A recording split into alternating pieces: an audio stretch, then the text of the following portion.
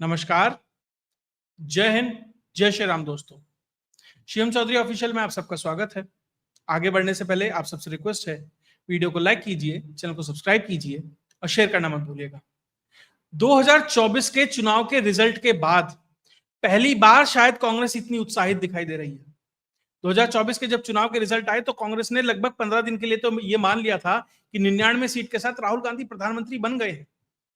अब एक नया मुद्दा उनके हाथ लगा है, वोट चोरी का, तथाकथित वोट चोरी का। और उस मुद्दे को लेकर राहुल गांधी इस तरीके से उत्साहित हैं।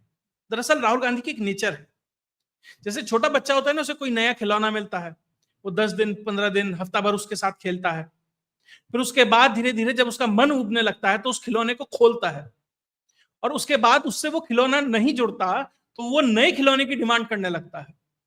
कुछ वैसी ही स्थिति राहुल गांधी के साथ है। राहुल गांधी को भी हर 6 महीने, हर साल भर के अंदर एक नया मुद्दा चाहिए होता है, और वो किसी भी मुद्दे को अंजाम तक नहीं ले जा पाते। उन्हें लगता है कि उसका जो मोमेंटम है वो खत्म होने लगा है, तो वो नए मुद्दे की तरफ चल पड़ते हैं। जो फिलहाल फ्लेवर ऑफ द मंथ है, अगर मैं कह सकूं, तो वो वोट चोरी है। उन्होंने एक नारा भी दिया है, वोट चोर गद्दी छोड़। जो भी अब ये कहने लगे कि भैया मोदी जी अमेरिका गए, मोदी जी जापान गए, मोदी जी चाइना गए, वहां पर भी नारे लग रहे हैं। लेकिन राहुल गांधी समझ नहीं रहे हैं कि वो किस तरह की गलती कर रहे हैं। समझेंगे भी कैसे? उनके आसपास के जो सलाहकार, जो बेहतर टीम होती थी कभी कांग्रेस की, वो तो अब रही नहीं। वो तो धीरे धीरे सब बाहर कर दिए गए। अब बचा है पवन खेड़ा, जयराम रमेश, सुप्रिया श्रीनेत, केसी वेणुगोपाल। ये 4-5 ही लोग बचे हैं जो उनके साथ जुड़े हुए हैं। आज इन्हीं में से एक की बात होगी। इन्हीं में से एक ने बड़ा कांड कर दिया है, और बात होगी किस तरीके से 89 लाख का एक फिगर कांग्रेस कहीं से उठा के लाई, और जितनी तेजी से वो मुद्दा उठाने का प्रयास किया उससे ज्यादा तेजी से वो गिर गया। सबसे पहला मुद्दा, जो ये 3 लोग हैं ना, 3 मस्किटियर्स, इसमें से एक है पवन खेड़ा। हर जगह जहां पर भी कांग्रेस कोई भी प्रोग्राम कर रही है, पवन खेड़ा बढ़ चढ़कर उसमें पार्ट ले रहे हैं। पवन खेड़ा आते हैं, प्रेस कॉन्फ्रेंस करते हैं, मोदी के लिए, बीजेपी के लिए, अमित शाह के लिए जिन शब्दों का इस्तेमाल करते हैं, कई बार वो इस्तेमाल भी नहीं कर सकते। वो स्थिति है। और क्या कह रहे हैं कि मोदी ने वोट चोरी कर ली, फर्जी वोटों की बात करते हैं। लेकिन खुद किस तरीके से 2-2 वोटर आईडी कार्ड ये व्यक्ति होल्ड कर रहा है। सबसे पहले ये मुद्दा बिहार से उठाना शुरू किया, वहां Tejashwi Yadav 2 voter ID card के साथ पकड़े गए। अब कुछ ऐसी ही स्थिति पवन खेड़ा के साथ भी हो गई है। Pawan Khera 2-2 voter ID card, 2-2 active voter ID card, 2 EPIC number जो चल रहे हैं, ऐसे 2 एपिक नंबर पवन खेड़ा अभी होल्ड करते हैं। अब जब ये मुद्दा सामने आया तो स्थिति अब जवाब देते नहीं बन रही है पवन खेड़ा। जो सबसे पहला उनका एपिक कार्ड है, जो सबसे पहला उनका वोटर आईडी कार्ड है, वो जंगपुरा का है। Constituency number 41 Jangpura. वहां से उनका जो वोटर आईडी कार्ड है, Pawan Khera son of HL Khera, जो एपिक नंबर है XHC 1992338, कॉन्स्टिट्यूएंसी नंबर 41 जंगपुरा से, निजामुद्दीन ईस्ट। ये पहला एपिक नंबर है जो कंटिन्यू है, चल रहा है। चलिए, एक हो सकता है, होता भी है, वोटर होता है तो उसका एक एपिक नंबर होता है, एक वोटर आईडी कार्ड होता है। लेकिन दूसरा एक और एक्टिव एपिक आईडी कार्ड है, वो भी Pawan Khera son of HL Khera. और अब तो फोटो आईडी कार्ड आ गए हैं ना, अब तो आप फोटो भी मैच कर सकते हैं। आप ये भी नहीं कह सकते भैया ये पवन खेड़ा कोई और है और इनके जो पिताजी हैं एचएल खेड़ा ये कोई और है और ये कोई और पिता पुत्र की जोड़ी हो सकती है। अब विडंबना देखिए कि जब से वोटर आईडी कार्ड पर फोटो आने लगे हैं, तब से कांग्रेस जैसी पार्टियों का कभी पूर्ण बहुमत की सरकार नहीं आ पाई है।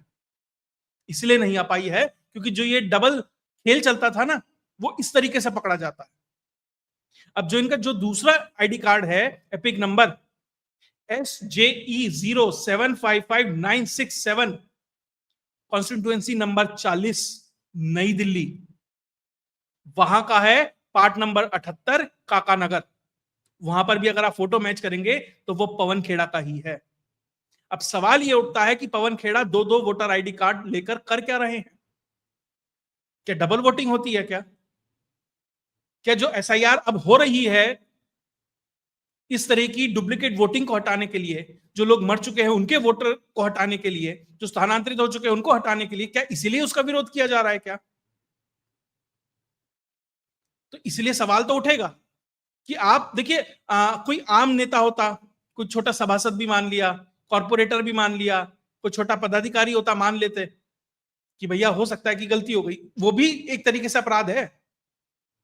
आप 2 आईडी कार्ड रखते हैं, वो section 62 peoples representation act 1951 section 62 part 2 का उल्लंघन है। लेकिन यहां तो आपकी जो कोर टीम है, जो इस पूरे मुद्दे को लेकर चल रही है कि देखिए फर्जी वोट हैं, महादेवपुरा का पूरा मुद्दा उठाया गया कि महादेवपुरा में इतने फर्जी वोट थे, इस तरीके से थे, हमारी टीम ने 45 दिन रिसर्च की, इतने 100 लोग लगे। तो उन्होंने पवन खेड़ा का रिसर्च नहीं किया क्या? राहुल गांधी से नहीं कहा कि भैया एक बार अपना भी सारा जो कुछ होगा अपनी टीम का, उसका एक क्लीन अप करा लीजिए? तो वो तो आपको कराना चाहिए था। तो राहुल गांधी के साथ दिक्कत क्या है ना, वो कोई भी मुद्दा लेकर चलते हैं, उनकी शायद किस्मत ही खराब है। अब तो मुझे ऐसा लगता है कि वो कुछ करना भी चाहते हैं तो किस्मत ऐसी है कि कहीं ना कहीं से कुछ ना कुछ निकल ही आता है, और ये अनप्रोफेशनल बिहेवियर दिखाता है। अब प्रधानमंत्री नरेंद्र मोदी से आप कंपेयर करेंगे, वो कुछ भी लेकर चलते हैं, फुल प्रूफ प्लानिंग के साथ होता है, पूरा एक होमवर्क होता है, बेहतर तरीके से काम किया होता है, तब जाकर वो किसी प्रोजेक्ट को, किसी चीज को लॉन्च करते हैं, किसी मुद्दे को लेकर चलते हैं।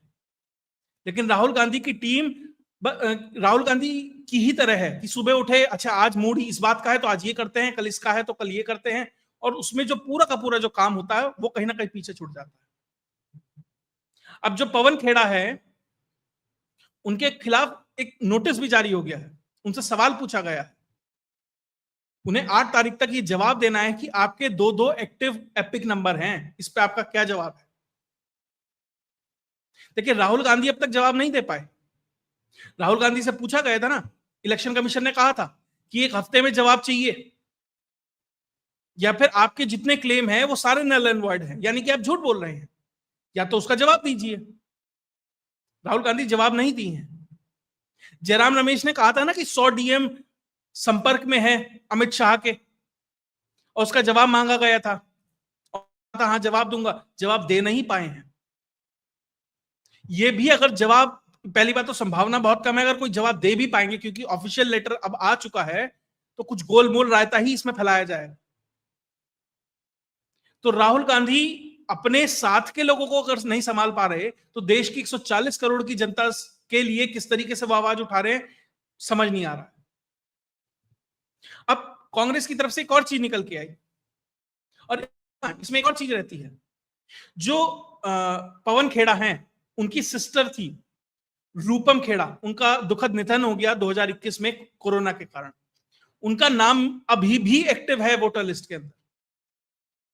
तो क्या ये इलेक्शन कमीशन को नहीं बताया जाना चाहिए था, सूचित नहीं किया जाना चाहिए था कि परिवार में से एक व्यक्ति है, उसका दुखद निधन हो गया है, अब उसका वोटर लिस्ट में से नाम काट दिया जाए, ये जिम्मेदारी है। लेकिन वो नहीं हुआ, उनका भी एक्टिव चल रहा है। तो क्यों चल रहा है? अभी विधानसभा के चुनाव हुए हैं, उससे पहले लोकसभा के चुनाव हुए हैं, तो अब सवाल तो पवन खेड़ा से भी पूछा जाएगा कि भैया आपके परिवार के एक्टिव किस तरीके से चल रहे हैं। अब इसके बाद ये सब तो चल ही रहा है। देखिए पवन खेड़ा के घर में क्या चल रहा है, पवन खेड़ा की खुद की जो वोटर लिस्ट है, मतलब जो दो एपिक नंबर है, उसके बारे में खुद जानकारी नहीं है। लेकिन पवन खेड़ा बिहार के अंदर प्रेस कॉन्फ्रेंस ये करते हैं कि कांग्रेस ने 89 नवासी होता है ना, पवन खेड़ा को नहीं पता था, वो पूछ रहे थे पड़ोसियों से 89 को हिंदी में क्या कहते हैं, कि 89 लाख शिकायतें हमने इलेक्शन कमीशन को भेजी हैं, कि 65 लाख तो वोट कटे हैं एसआईआर में, 65 लाख वोट कटे हैं, उसके अतिरिक्त 89 लाख कंप्लेंट्स हमने भेजी हैं वोटर एडिशन और डिलीशन के लिए, कि जो विसंगतियां हैं, ऐसी 89 लाख विसंगतियों के लिए हमने एक लेटर लिखा है, कंप्लेंट्स भेजी हैं, क्योंकि ऑफिशियली आपको हर एक के लिए एक कंप्लेंट भेजनी होती है। लेकिन इलेक्शन कमीशन की तरफ से ये जानकारी आई है कि कोई भी कंप्लेंट ऑफिशियली नहीं भेजी गई है, कोई सेट फॉर्मेट है इलेक्शन कमीशन का, उसमें नहीं भेजी गई है, कोई फॉर्म 6 या फॉर्म 7 नहीं जमा कराया गया है वोटर एडिशन और वोटर डिलीशन के लिए। मतलब अपने मन से आपने एक पर्चे पे छाप दिया कि हम ये कंप्लेंट लिखते हैं और आपने दे दिया, इस तरीके से काम नहीं चलता है। आपको एक सेट फॉर्मेट में चीजें देनी होती है। कोई भी देगा, बीजेपी देगी, आरजेडी देगी, नीतीश कुमार की पार्टी देगी, अखिलेश देगा, उद्धव की पार्टी देगी, लेफ्ट देगी, कोई भी देगा, उसे एक सेट फॉर्मेट में ही वो जानकारी इलेक्शन कमीशन को देनी है, तभी उसका संज्ञान लिया जा सकता है। दरअसल इनका इंटेंशन वो सेट फॉर्मेट में वो इंफॉर्मेशन कभी देना था ही नहीं। इनका इंटेंशन ये था कि देखिए हमने कंप्लेंट करी और इलेक्शन कमीशन ने कोई भी उसके ऊपर संज्ञान नहीं लिया। क्या कहा पवन खेड़ा ने कि 20,000 बूथ के ऊपर 89 लाख कंप्लेंट भेजी है। ये चाहते हैं कि ये दिखाएं पब्लिक में, तो ये ऑप्टिक्स आए कि देखो हमने कंप्लेंट भेजी, कितनी सारी कंप्लेंट भेजी, इलेक्शन कमीशन ने एक्शन नहीं लिया। अब इलेक्शन कमीशन इसलिए एक्शन नहीं ले सकता, कुछ काम नहीं कर सकते क्योंकि ऑफिशियल नहीं आई है, और ऑफिशियली 89 लाख लोगों के नाम घटना और बढ़ाना। आपको लगता है कि कांग्रेस जिसने 45 दिन 2 कॉन्स्टिट्यूएंसी में काम किया, लगाया, सारा डेटा निकाल के लाई, और उसके बाद उसमें इतनी सारी गलतियां निकल गई हैं, इतने सारे फैक्ट चेक हो गए हैं, तो पूरे बिहार के अंदर उसके इतने जो बीएलए है वो हैं क्या इतने कि वो सारे इतने सारे एजेंट इतनी जानकारी निकाल के लाएंगे, इलेक्शन कमीशन को भी देंगे और सारा काम करेंगे? इतनी एक्टिव पार्टी आपको दिखाई देती है? निश्चित तौर पर नहीं है। सिर्फ माहौल बनाना है कि हमने कंप्लेंट भेजी, इलेक्शन कमीशन ने एक्शन नहीं लिया, और राहुल गांधी अब इसी को रिपीट करते दिखाई देंगे। और यही हो रहा है, पूरा का पूरा इस तरीके से है कि जो विश्वसनीयता है इलेक्शन कमीशन की, उसे धूमिल करना है। लेकिन उसी के फेर में खुद फंस गए हैं। अब जवाब देते नहीं बनेगा।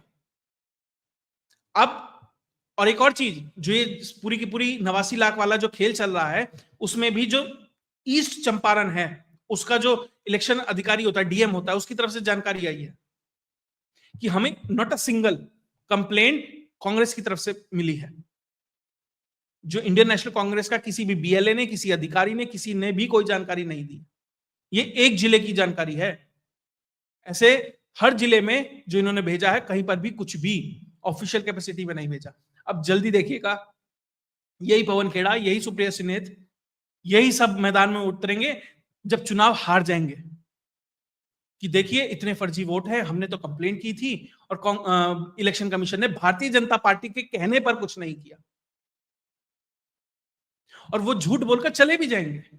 दिक्कत क्या है कि एक व्यक्ति ने झूठ बोला, वो 100 लोगों तक पहुंचा, आपने फैक्ट चेक कर दिया, उसके झूठ को एक्सपोज कर दिया, वो एक्सपोजर 100 तक कभी नहीं पहुंचता, वो 50 तक, 60 तक, 70 तक पहुंचेगा।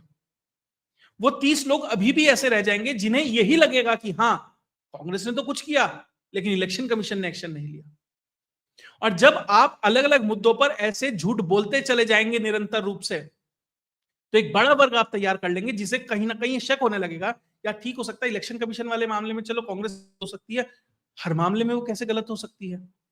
जो एक संशय का बीज है, आप निश्चित तौर पर उस जनता के मन में डाल रहे हैं, और यही प्रयास है इनका। और यहीं पर भारतीय जनता पार्टी पूरा का पूरा जो सिस्टम है, जो सरकार है, वो विफल है। जो सरकार का कम्युनिकेशन डिपार्टमेंट है, निहायती एक तरीके से नाकारा और घटिया है आज के समय में। और उसके लिए कोई एक व्यक्ति जिम्मेदार नहीं है। ऐसा लग रहा है कि सब कुछ प्रधानमंत्री के सिर पे डाल दिया कि प्रधानमंत्री बोलेंगे तो कुछ होगा, और हर एक को इंतजार रहता है कि बस मोदी जी कुछ बोले, वही लाइन पकड़ के हम चल देंगे। अपने आप से कुछ नहीं करना ग्राउंड पे। ये मंत्रियों की जिम्मेदारी है, ये बिहार में रहने वाले उन एमपीओ की जिम्मेदारी है, जो एमएलए हैं उनकी जिम्मेदारी है। अपनी कॉन्स्टिट्यूएंसी में जाएं, समझाएं, बताएं। लेकिन ना, मोदी जी आएंगे, वो करेंगे बात। जब प्रधानमंत्री नरेंद्र मोदी और उनकी जो स्वर्गीय माता जी है, उनको जब गाली दी गई, आज प्रधानमंत्री नरेंद्र मोदी ने आकर बोला, तब जाकर लगा कि संगठन में नहीं, कुछ तो है। एक दो कुछ नेता थे लगे पटना में, उन्होंने चीजें की, ठीक है। लेकिन जो बिहार के अंदर पूरा माहौल तैयार करना चाहिए था, वो माहौल कब तैयार हो रहा है? जब प्रधानमंत्री नरेंद्र मोदी खुद आए, उन्होंने उस चीज का संज्ञान लिया, बताया कि किस तरीके से उनकी जो स्वर्गीय माता जी हैं, जो 100 साल से ऊपर जीवित रही और जो है भी नहीं अब, उनके लिए ऐसे शब्दों का इस्तेमाल किया गया। जब बिहार बंद और ये सब पूरा, अब सब एक्टिव हो गए। ठीक है, आपको पार्टी लाइन के हिसाब से चलना है, लेकिन बातें तो अपनी रख सकते हैं ना, अपने विचार तो रखे जा सकते हैं, समझाया तो जा सकता है। इसलिए सबसे बड़ी कमी आज के समय में अगर बीजेपी में कुछ है, तो सबसे बड़ी कमी है कि कम्युनिकेशन गैप नहीं है, खाई है। किसान आंदोलन देख लीजिए, अभी जो 2024 का चुनाव हुआ वो देख लीजिए, आप कभी भी चले जाइए, वोटर जो ये अधिकार यात्रा और ये वोटर वाला जो मामला चल रहा है ना, इसमें भी नुकसान तो है, ठीक है, कंटेन कर लेगी, पब्लिक को समझ आ रहा है, सब कुछ है, लेकिन 2, 4, 5, 10, 15% का नुकसान तो होगा ही, और वो हो रहा है। खैर, इन चीजों में क्या क्या डेवलपमेंट निकल के आएगा, पवन खेड़ा क्या जवाब देते हैं, आप दे भी पाते हैं कि नहीं दे पाते हैं, वो सब चीजें आपके सामने लेके आता रहूंगा। अगर आपको ये वीडियो विश्लेषण अच्छा लगा तो वीडियो को लाइक कीजिए, चैनल को सब्सक्राइब कीजिए और शेयर करना मत भूलिएगा। जय हिंद, जय भारत।